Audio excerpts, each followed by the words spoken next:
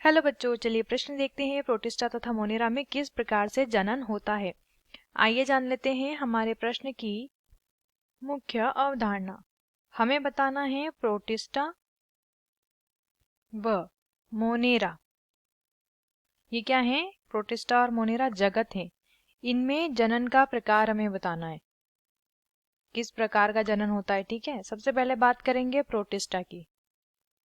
Protista, ठीक है। Protista जगत जो होता है इसमें एक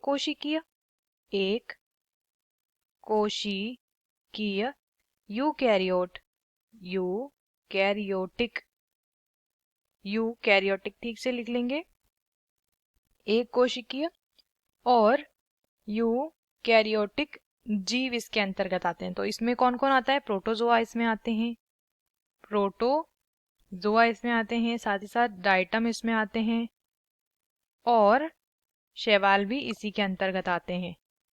ठीक है, तो प्रोटिस्टा जगत जो होते हैं, जगत के जो जीव होते हैं, इनमें जो प्रजनन का प्रकार पाया जाता है वो लैंगिक प्रकार का भी होता है। कैसा होता है। लैंगिक भी होता है व इनमें अलैंगिक जनन भी होता है। कुछ जीवों में लैंगिक जनन पाया जाता है, कुछ जीवों में अलैंगिक जनन। लैंगिक जनन जिसमें दो जीवों की आवश्यकता होती है, नर और मादा युग्मक जो है आपस में मिलते हैं, और अलैंगिक जनन जिसमें एक ही जीव द्वारा जो है संतति का उत्पादन हो जाता है। अब मोनेरा जगत की बात कर लेते हैं, लिख लेंगे यहाँ पे मोनेरा। अब बात करें अगर मोनेरा जगत के जीवों की, तो देखिए मोनेरा जगत के जीव जो हैं इसके अंतर्गत आते हैं बैक्टीरिया।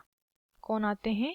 बैक्टीरिया लिख लेंगे, इसके अंतर्गत बैक्टीरिया आते हैं जिन्हें हम जीवाणु भी कहते हैं।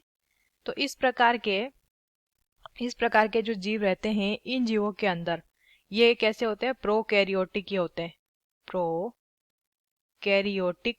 जीव ये रहते हैं। और इन प्रोकैरियोटिक जीवों के अंदर अलैंगिक प्रकार का जनन पाया जाता है। कैसा जनन। अलैंगिक प्रकार का जनन इनमें पाया जाता है। आशा करते हैं आपको इस प्रश्न का उत्तर समझ आया होगा। धन्यवाद।